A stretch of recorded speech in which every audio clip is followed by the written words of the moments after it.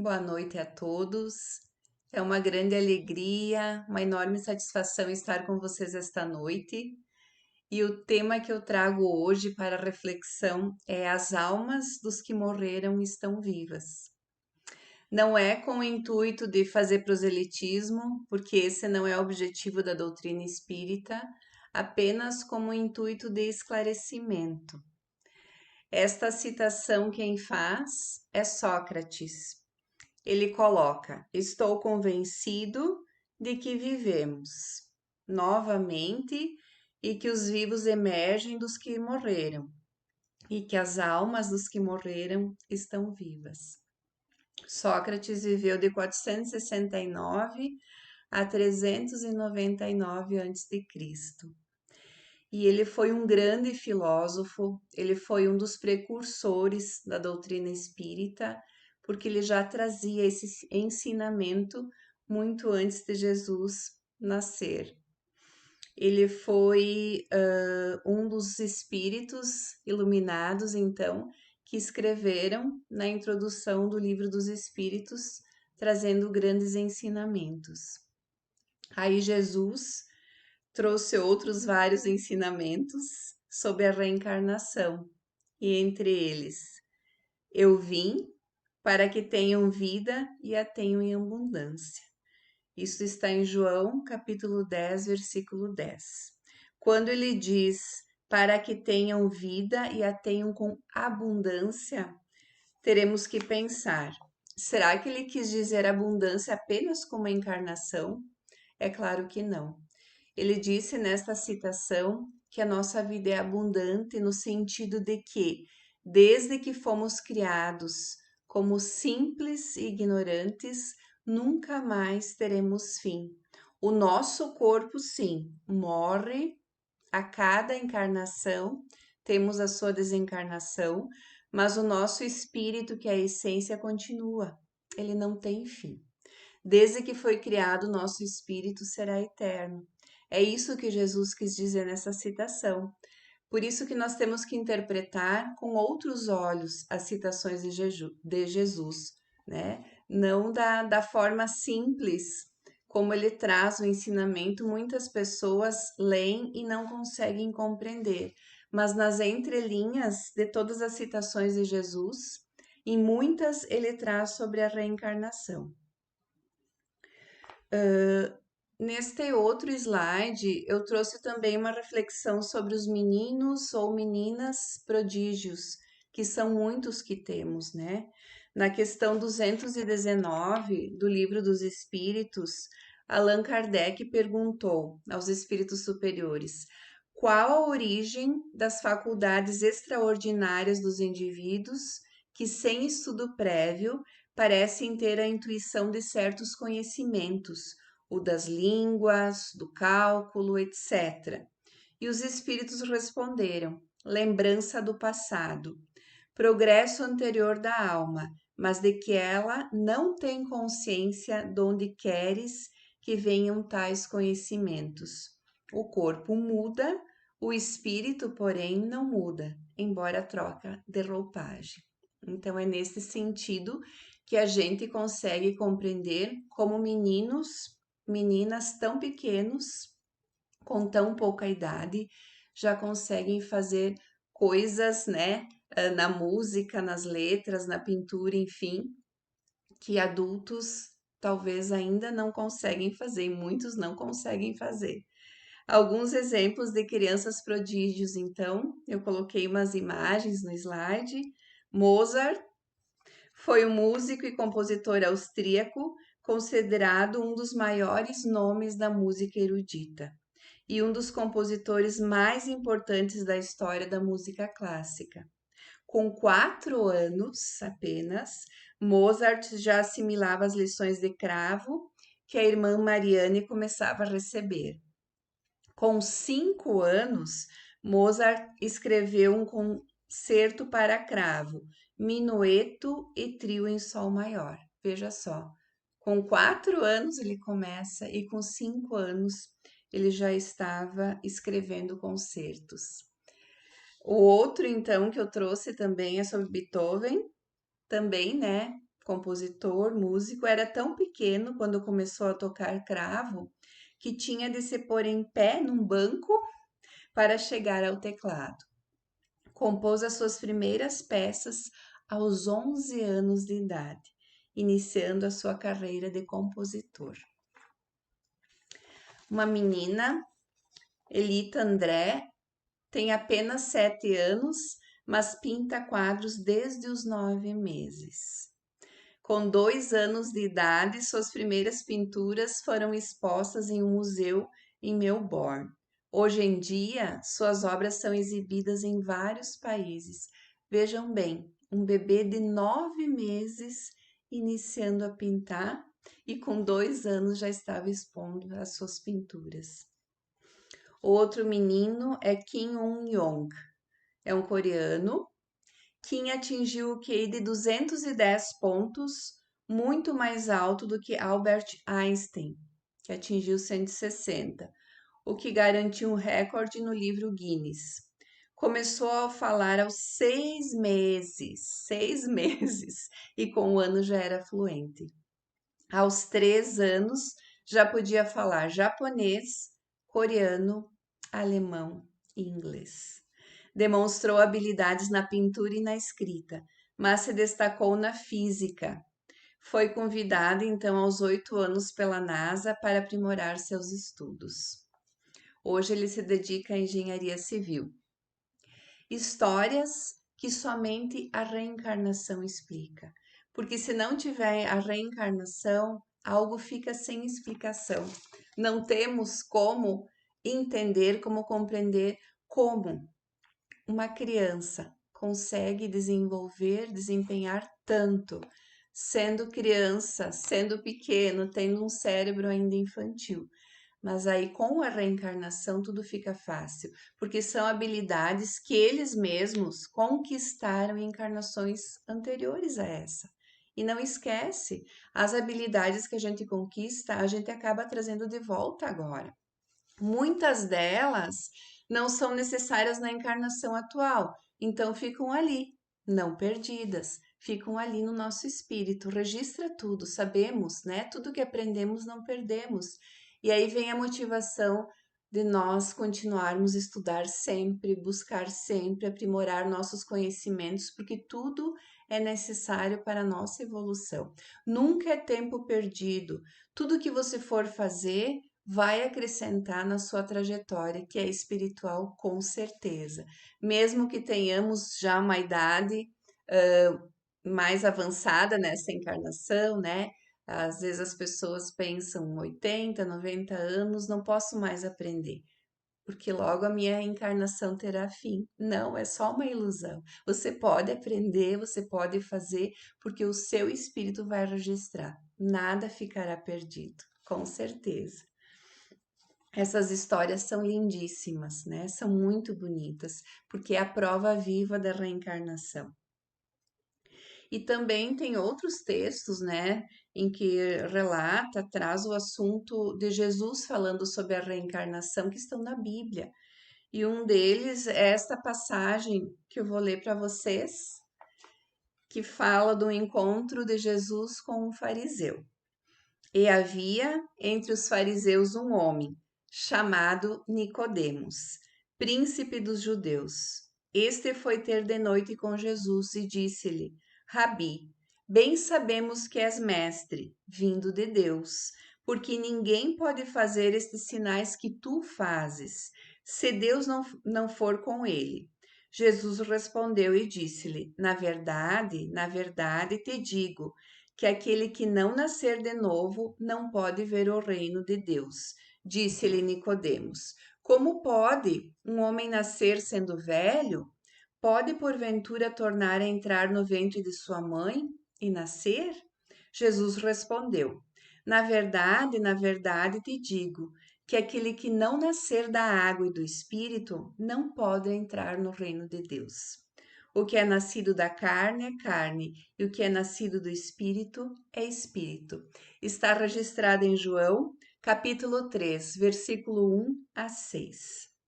Esta citação, este encontro de Jesus, também é muito significativo, né? É muito fácil de compreender quando ele diz: na verdade, te digo que aquele que não nascer da água e do Espírito não pode entrar no reino de Deus, né? Todos sabemos que quando o bebezinho está no útero de sua mãe, ele está envolto pela bolsa. E ali, nesta bolsa, né, tem o líquido amniótico.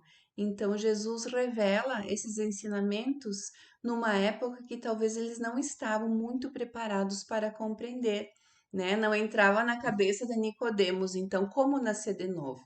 Pode um homem velho voltar a ser criança? E aí Jesus dá a explicação para ele, né? Hoje para nós, com toda a revelação do espiritismo, fica muito mais fácil de entendermos o que Jesus trouxe, né? O que ele quis passar naquela época, que ainda as mentes eram mais atrasadas, né? A evolução não estava tão adiantada como agora, mas para nós fica fácil de compreender. Na questão 167 do Livro dos Espíritos diz assim: qual o fim objetivado com a reencarnação? E a resposta: expiação, melhoramento progressivo da humanidade. Sem isto, onde a justiça?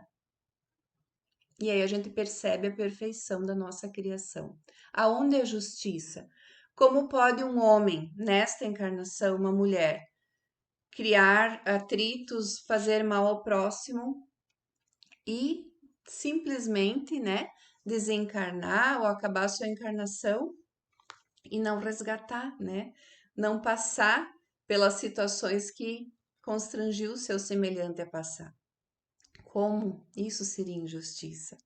Então, para ter justiça, nós precisamos reencarnar muitas vezes para completar coisas que iniciamos, objetivos que não conseguimos concluir, numa, completar na outra ou nas próximas, e também para expiação, que seria o resgate das nossas faltas, né? O que causamos de mal, precisamos também de alguma forma resgatar.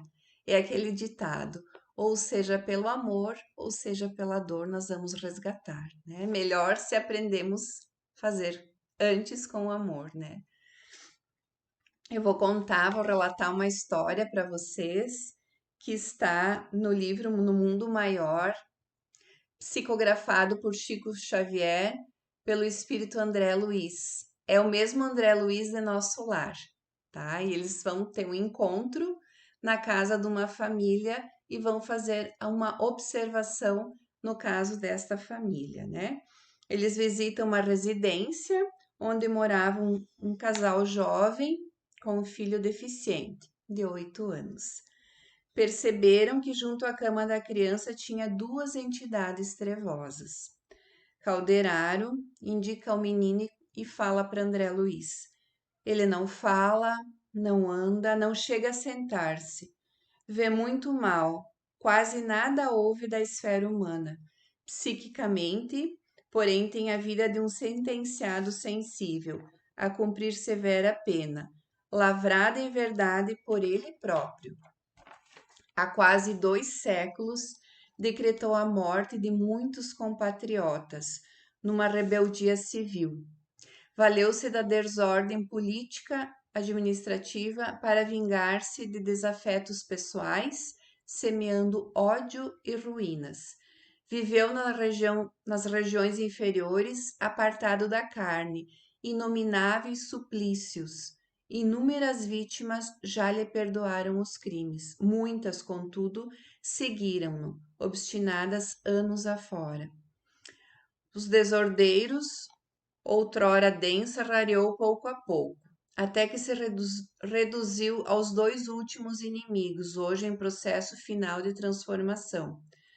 Com as lutas ásperas vividas, em sombrias e dantescas furnas de sofrimento, o desgraçado aprestou-se para esta fase conclusiva de resgate, conseguiu, assim, a presente reencarnação, com o propósito de completar a cura efetiva, em cujo processo se encontra faz muitos anos. Olha que bênção para este menino, olha que bênção para esta família. Os pais provavelmente estavam envolvidos também nesta encarnação passada, onde ele cometeu essas atrocidades. E esta seria a última encarnação dele, né? Nascendo como uma criança deficiente, impossibilitada de falar, de se locomover, tendo uma vida mais vegetativa, mas cumprindo então o término do seu resgate. Aos olhos da carne, isso seria muito triste, algo pesado, né, para ter que suportar. Mas aos olhos do espírito, sabemos que bênção esta família, estes pais e este menino estão passando, porque estão terminando a purificação de atos mal feitos no passado. E aqueles dois espíritos trevosos que ainda acompanhavam o menino eram espíritos que ainda não tinham perdoado.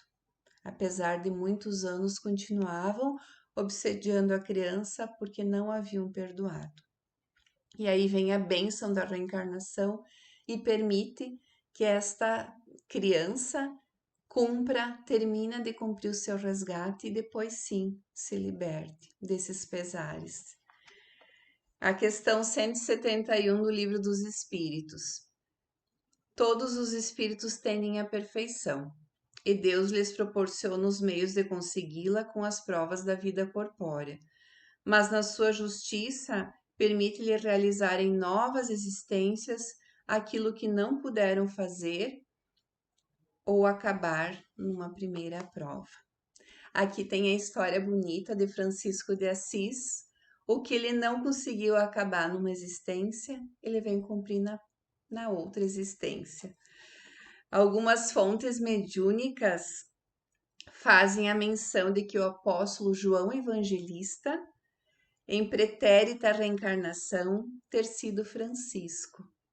O evangelista esteve presente em todos os acontecimentos importantes relacionados ao Mestre, inclusive no momento crucial da crucificação. Ele foi até o final, junto com a Mãe Maria, na crucificação de Jesus. Ele foi o único que esteve lá, junto com Jesus. A narrativa bíblica conta que na última ceia, João ficou assentado ao lado do Cristo, em posição privilegiada. E Francisco, nos seus últimos momentos de carne, pediu para lerem os textos evangélicos correspondentes à última ceia. João foi quem ficou ao lado de Maria após o desencarne de Jesus. Eles moraram juntos, né, até que Maria desencarnou. João não abandonou a mãe de Jesus, ficou junto com ela, né, dando sustento, auxiliando no que fosse preciso. E aí diz assim, o que explicaria a adoração de Francisco de Assis, a mãe do Mestre. Então, primeiro reencarna como João, né, o evangelista, cumpre as suas tarefas juntamente, próximo ao lado de Jesus, mas não terminou. E aí depois ele tem a oportunidade de reencarnar de novo como Francisco de Assis e trazer, né, tanta bondade, tanta caridade a irmãos infortunados, necessitados de toda a ordem. E sempre amoroso, né? Ele que nos trouxe, em primeiro lugar, o amor aos animais, assim como João Evangelista também já tinha na sua encarnação o amor aos animais, Francisco continua e nos ensina muito sobre o amor a tudo, a gratidão à natureza e a tudo o que a criação nos traz. É muito bela as vidas, as encarnações tanto de João, o evangelista, como Francisco de Assis. Na questão 171 do Livro dos Espíritos.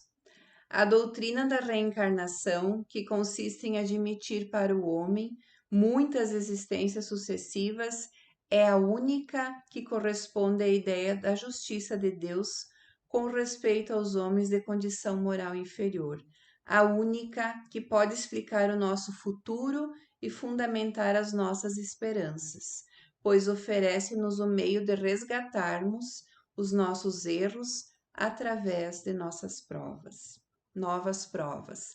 A razão assim nos diz, e é o que os espíritos nos ensinam. Então, desde que estudamos o Espiritismo, que essa doutrina, né, através do nosso codificador, Allan Kardec, nos trouxe toda essa revelação. Não tem como a gente não conseguir compreender, né, que precisamos nascer, reencarnar várias vezes para aprender, para também resgatar faltas, executar provas e adquirindo cada vez mais o nosso progresso, a nossa evolução. Eu vou encerrar com esta frase de Kardec: nascer, morrer, renascer ainda e progredir sempre, tal é a lei. Aqui, numa frase curta, ele nos explica tudo, nos traz muito. E eu penso que essa reflexão de hoje, como eu já falei no início, eu não quero que sirva, né? Não é o nosso objetivo, nem da doutrina espírita, tentar convencer ninguém, né, a se tornar espírita, a acreditar na reencarnação, enfim. O nosso objetivo é só trazer esclarecimento, trazer como a vida é bonita, como é bela, como temos oportunidade em cada encarnação de fazer diferente. Às vezes é difícil, numa encarnação, nos darmos conta daquilo que deveríamos fazer. Demoramos muito tempo, ficamos no comodismo, medo, insegurança e acabamos não fazendo tudo aquilo que deveríamos. Mas nem por isso está perdido, porque a misericórdia divina, Deus que nos ama acima de tudo, Ele nos dá essas oportunidades. Não tem problema, meu filho. Se você não conseguiu fazer nessa encarnação, eu te dou o direito de nascer, renascer quantas vezes for preciso, para você cumprir o seu destino maior, que é se tornar um espírito puro, um espírito iluminado. Então, eu agradeço profundamente por vocês estarem aqui comigo neste momento. Mesmo não estando juntos, estamos distantes de corpos físicos, mas unidos em alma, em fraternidade. Eu agradeço muito por esta oportunidade de estar aqui com vocês, pela participação de vocês aí das suas residências, desejando um final de semana, de domingo, iluminado, abençoado para você e para a sua família. E agradecendo desde já o nosso grupo Constelações e Sorriso, né? Nosso grupo artístico, no qual eu visto a camiseta, porque elas vão encerrar abrilhantando a nossa noite com a música Evoluir. Um beijo no coração de todos.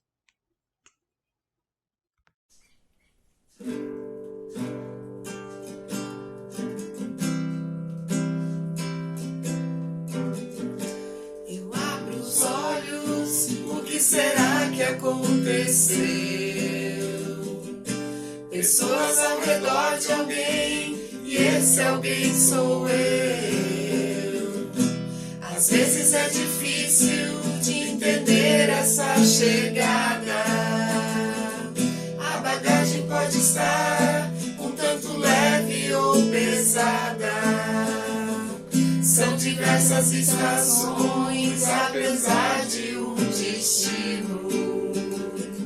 E de hoje ao infinito, muitas vezes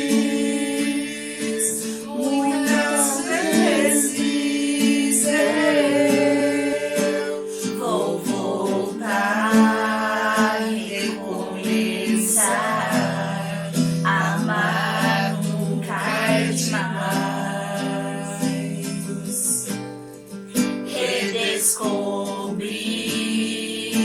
evoluir, cada dia um passo a mais.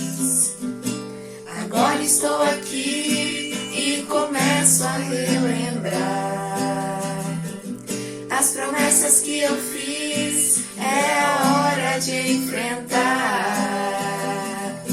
Pessoas vêm e vão, observa a caminhada. Uma Umas passam tão tranquilas, outras tão desinformadas.